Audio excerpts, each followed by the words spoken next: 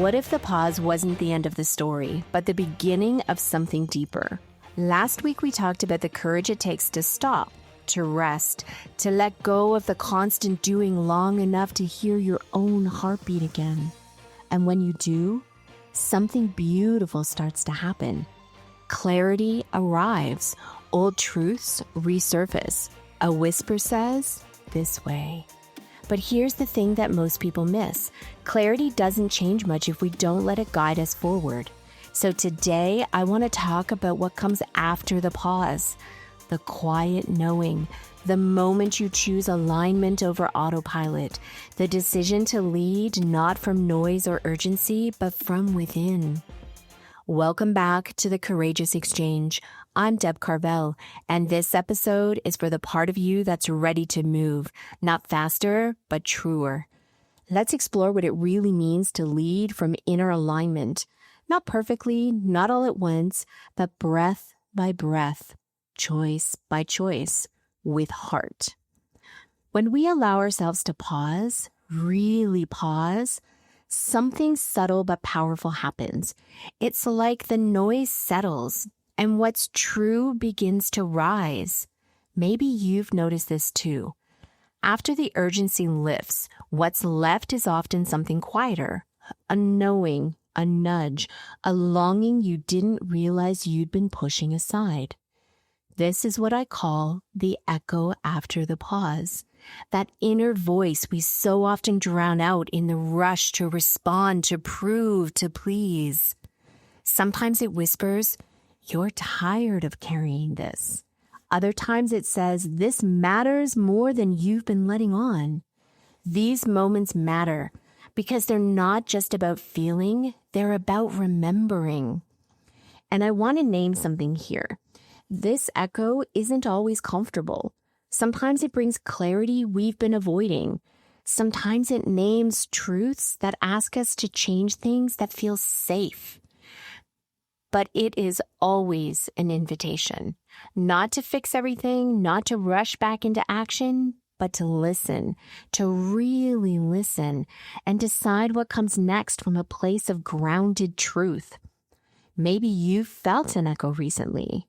What did it say? What would it mean to trust it?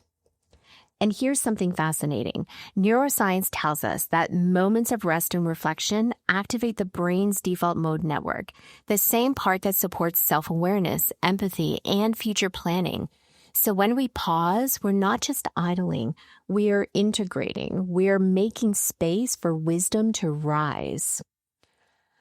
I heard something from a client that really stayed with me. And she said, "When I'm not aligned, it feels like fighting waves in the ocean." Yes.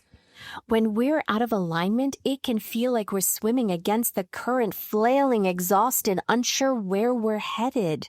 We might even start to act out of character. Short, reactive, disconnected from who we want to be. Not because we're careless, but because we're misaligned. And here's the kicker. When we do start making aligned choices, especially ones that disrupt the status quo, there may be pushback. It might feel like going against the waves, but intentional resistance isn't aggression, it's direction. So let's talk about how alignment can become your strategy, even when the waters aren't calm. Let's first talk about this word alignment. It gets tossed around a lot, but in real lived leadership, alignment isn't just a buzzword. It's a boundary, a filter, a strategy. For me, alignment means my values, my voice, and my actions are in conversation. They're not fighting each other. It doesn't mean things are always easy or that I never feel fear or doubt, but it does mean I can trace my choices back to what I stand for, and that is liberating. Because when you're leading from alignment, not from people-pleasing or performance, you stop needing to chase certainty or approval. You start moving with integrity. Let me offer you a simple but powerful reframe. Alignment is not about doing less.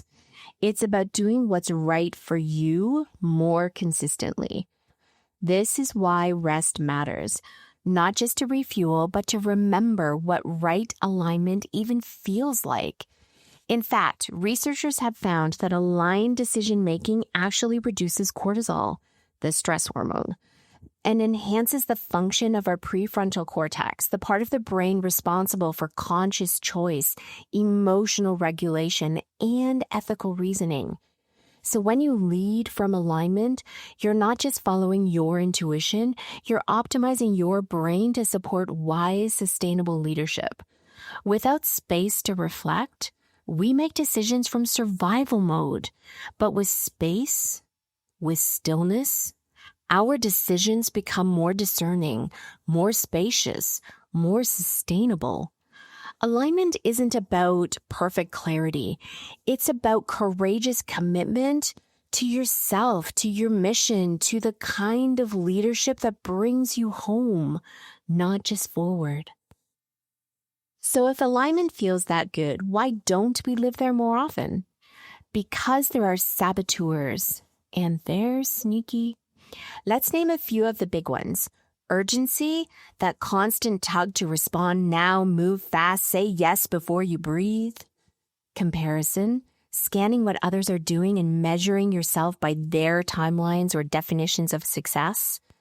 The good person script, that deep desire to be liked, to be helpful, to not rock the boat, even when it costs you your clarity. Over responsibility. When you believe everything depends on you, rest feels selfish and alignment feels like a luxury.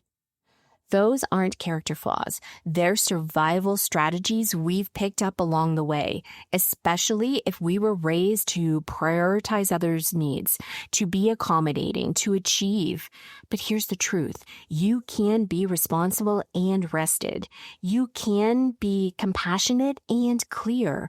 You can be a courageous leader without betraying yourself in the process. And recognizing those saboteurs, that's the first step to disarming them. Okay, let's talk about what it actually looks like to practice alignment, not just when things are calm, but in the beautiful chaos of real life. Here are a few gentle tools I use with clients and in my own leadership when I feel that tug away from what matters. Number 1, the 3-breath reset. Before you say yes, before you answer that email, before the meeting begins, just pause. Breathe in, feel your feet on the floor. Breathe out, notice any tension in your body. Breathe in again and ask yourself, what do I know is true right now? This isn't about perfection, it's about pattern interruption, about coming home to yourself before you perform for someone else. Number 2. The morning microjournal. No need for paper or pen. Just try this 1-minute check-in. What do I want to feel today? What's one way I can honor my energy? What am I choosing to trust? It's a simple alignment ritual that invites intention over reaction. Number 3, values-based scheduling. Have a look at your calendar. Is it aligned with who you say you want to be? Try this. Next time you block your week, choose one value you want to honor. Maybe it's connection, creativity, spaciousness. Then ask, where does this value show up? And if it doesn't, how might you make space for it? Number 4, practice honest no's. A courageous no creates space for an honest yes. Alignment asks us to disappoint others so we don't keep disappointing ourselves. Saying no isn't a rejection. It's a redirection toward what matters most. None of these are about adding pressure. They're about creating pause points in a world that wants you to move fast and forget what you care about. You don't need to overhaul your life to lead with alignment. You just need to begin, breath by breath, choice by choice. Let's end with a question, something to carry into your week with gentleness and curiosity. Where in your life are you being invited back into alignment? Not because someone else said so, Not because it's easy, but because something inside you knows this matters. What would shift if you trusted that knowing just a little more this week? You don't have to do it all at once. You just have to notice and honor what rises when you pause.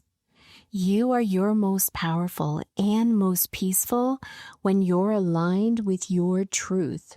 And remember, you're not behind, you are right on time. Thank you for spending this moment with me. Until next time, lead with your breath, lead with your values, lead with courage.